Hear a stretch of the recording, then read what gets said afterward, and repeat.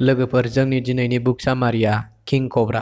जों दिनैनि बे भिडिअ'आव किं कब्रानि सोमोन्दै मिथिनो नाजागोन लोगोफोर। नोंथांमोनहा जुदि मिथिनो लुबैयोबा भिडिअ'खौ जोबजासे नायलां। बिस गोनां जिबौनि मादाव किं कब्रायानो बयनिफ्रायबो लावसिन आरो देरसिन होननानै मिथिजानाय जायो लोगोफोर। किं कब्राखौ मोननै कालाराव मोननाय जायो लोगोफोर, जेरै गोसोम आरो फाख्रा। नाथाय बेखौ जोंनि आसामाव बांसिन गोसोम मोननाय जायो। मोननै सावगारि देखायनाय जाबाय नोंथांमोननो। 1 नम्बर सावगारिना जोंनि आसामाव बांसिन मोननाय जायो। 2 नम्बर सावगारि। 2 नम्बर सावगारिनि किं कब्राखौ जोंनि आसामनि अनगा गुबुन स्टेटआव बांसिन मोननाय जायो।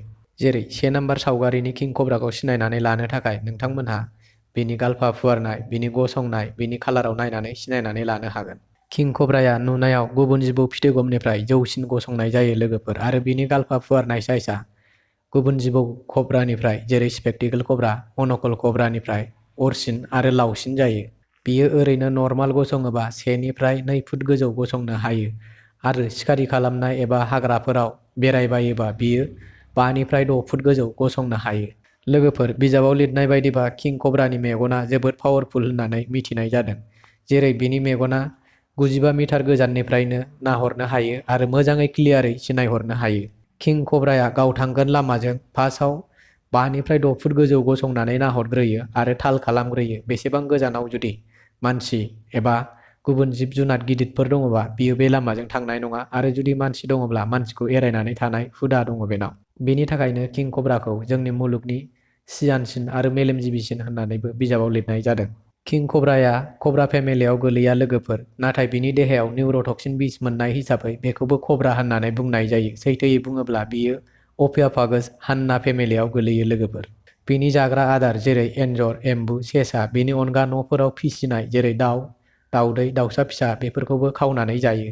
बिजाबाव लिरनाय बायदिब्ला किं कब्राया सिखाव खावनायावबो जोबोद एक्सपार्ट होननानै लिरनाय जादों। बियो सिखाव खावनाय समाव बा गावनि आदार नागिरनाय समाव हा, दै आरो बिफाङावबो जेना, जेरै नोंथांनि न'निफ्राय एखमबा समाव दाउदै, दाउ, दाउसा फिसा गोमायोब्ला नोंथांनि बारियाव किं कब्रा दं होनना साननांगोन होननानै बिजाबाव लिरनाय जादों। बिजाबाव लिरनाय बायदिबा किं कब्राया गामि ओनसोल एबा मानसिनि न' खाथियाव थाया होननानै लिरनाय जादों। नाथाय लोगोफोर, जोंनि आसामनि ओनसोला गुबुन स्टेटनि बायदि नङा, जायनि थाखाय जोंनि आसामाव न' गुदिनिफ्रायनो बिफां लाइफां एबा आनारस बागान, आबाद बागान बेफोरबायदि थायो। बेनि थाखायनो जोंनि आसामाव बारि बागानावबो किं कब्राखौ नुनो मोननाय जायो होननानै बिजाबाव लिरनाय जादों। दानिया 2 नम्बर सावगारि। 2 नम्बर सावगारिनि किं कब्राखौ जोंनि आसामाव बारा नुनाय जाया। बेखौ गोबां आदार स्टेटफोराव नुनाय जायो, जेरै महाराष्ट्र, गुजरात, इउपि, बिहार बेफोरबायदियाव मोननाय जायो। जेरै बिनि बिखुङाव नायनानै सिनायनानै लानो हागोन नोंथांमोना, जेरै बिखुङाव गोसोम कालार आरो गोमो एबा गुफुर कालारनि बोसोनाय थायो। लोगोफोर, किं कब्रा जिबौखौ नुयोब्ला मुलुगनि गासिबो जिब जुनारफोरा बिनि गोजानाव थायो, बिनि बिस एबा बिनि अरनायनि थाखाय। किं कब्राया खेबसे अरगासेयाव 40 निफ्राय 60 मिलिग्राम बिस इनजेक्ट खालामो लोगोफोर, आरो बेजों मासे मैदेराबो जुदि अरजायोब्ला 4 घन्टासिमल' गोथाङै थानो हायो। बिनि गेजेराव सोरबा सासे मानसिखौ अरोबा 1 निफ्राय 2 घन्टाल' गोथाङै थानो हायो होननानै बिजाबाव लिरनाय जादों। बेनि थाखायनो स्नेक एक्सपार्टफोरा बेजों अरजाबायोब्ला, बाइट खालामजायोब्ला जेसेबां हायो एसेनो डाक्टारनाव थाब लाङोबा गाहाम जायो होननानै लिरनाय जादों। लोगोफोर, बे जिबौजों अरजाब्लाबो मानसिनि देहायाव एन्टि-सीराम स्नेक भेनाम, पलिभेलेन्ट एन्टि-स्नेक भेनाम बिजिखौनो होनाय जायो। बिनि खारनाय रानिं स्पिडा 1 घन्टायाव 21 किल'मिटार लोगोफोर। फेमेल किं कब्राया बिदै दैनो थाखाय बासा बोनानै थायो, आरो बिदै दैखांनानै फिसा जाजासे बियो गावनि बासाखौ बेंबाय थायो। बैबायदि समाव किं कब्राया जोबोद खरा जायो होननानै बिजाबाव लिरनाय जादों। फेमेल किं कब्राया 14 निफ्राय 15 फुट गोलाव जायो, आरो मेल किं कब्राया 17 निफ्राय 19 एबा 20 फुट गोलाव जायो। मेल किं कब्राया फेमेल किं कब्राखौ आथोन गेलेखांनायनि उनाव जुदि थाब खाराबा मेल किं कब्राया फेमेल किं कब्राखौ जायो एबा मन'यो होननानै लिरनाय जादों। बेनि थाखाय किं कब्रा जिबौनि फोलेरा एसेबां थाबनो बाङा होननानै फोरमायनाय जादों। बेजों लोगोसे किं कब्राया गुबुन फोलेरनि जिबौफोरखौबो जानाय जायो, जेरै जिबौ दन्दा आरो बिनि अनगा गोबां जिबौ बामोन, दैयाव थाग्रा जिबौ मिनि बेफोरखौबो जानाय जायो। जोंनि आसामाव सिनायै माखासे मानसिफोरा किं कब्राखौ सालगम, दारास,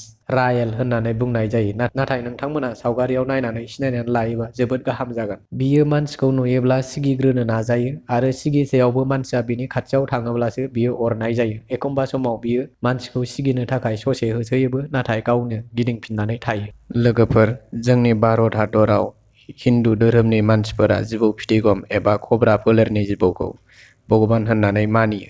नाथाय भगबान होननानै जुदि गोसो सिङाव मानिनानै थायोबा बियो थिगानो। बे जिबौआ गावखौ भगबान होननानै मानियो ना सिबियो नाथाय बियो बुजिनो मोना। बेनि थाखायनो गावनि खाथियाव थाङोबानो बे जिबौआ मानसिखौ बाइट खालामो एबा अरनाय जायो। बेनि थाखायनो बे जिबौनिफ्राय गोजान थायोबा जोबोद गाहाम। आरो नोंथांनि न'फोराव जुदि जिबौ फिथिगम फैयोब्ला नोंथाङा मालाबाबो गाइखेर दौनो दै दौनो होननानै बेनि खाथियाव थांनो नाङा। नङाबा बेनि खेबसे अरनाया नोंनि जिउखौ खहा खालामनो हागौ। आरो थार बाथ्राया बेनो लोगोफोर, मानसिफोरा जिबौखौ गाइखेर दौओ नाथाय जिबौनि देहायाव गाइखेरखौ कन्ट्रल खालामनो हानाय बा हजम खालामनो हानाय बेसादखौ मोननाय जाया। बेनि थाखायनो जुदि जायखिया जिबौफोरानो गाइखेर लोङोब्ला बियो साननै एबा सानथामनि गेजेराव जिउ खहा जायो एबा थैयो। जिबौखौ मालाबाबो बुथारनो नाङा लोगोफोर। जिबौनि बिसजों मानसिनि देहानि गोबां बेमारफोरखौबो फाहामनाय जायो। जेरै जिबौनि देहानिफ्राय बिस बख'नानै बेखौ बिजि बानायनाय जायो, सोदांनानै मुलि बानायनाय जायो जेरै पेरालाइसिस आरो थैयाव गोरोबनानै थाफानाय माखासे बेरामफोरखौ फाहामनाय जायो। बिस गोनां जिबौ अरनायाव बाहायग्रा इन्जेक्सनफोरखौबो जिबौनि बिसनिफ्रायनो बानायफिननाय जायो लोगोफोर। नोंथांमोनहा मोनसे खोथाखौ मिन्थिखागौ जानांगौ, जेरै लहायासो लहाखौ बौवो होननाय। थिग जिबौनि बिसखौबो दानगारनो थाखाय जिबौनि बिसनिफ्रायनो इन्जेक्सन बानायफिननाय जायो। बेनि थाखायनो जिबौखौ नुयोब्ला बुथारनायनिफ्राय गोजानाव एरायनानै थानाय एबा जिबौखौ होहरनाया जोबोद गाहाम। बेजों लोगोसे जुदि नोंथांमोना जिबौखौ बुथारबायोब्ला हाग्रा बिफाननि मानसि एबा सोरखारनि मानसिफोरा नुयोब्ला नोंथांमोनहा 6 बोसोरनि साजा मोननो हागौ होननानै बिजाबाव लिरनाय दं।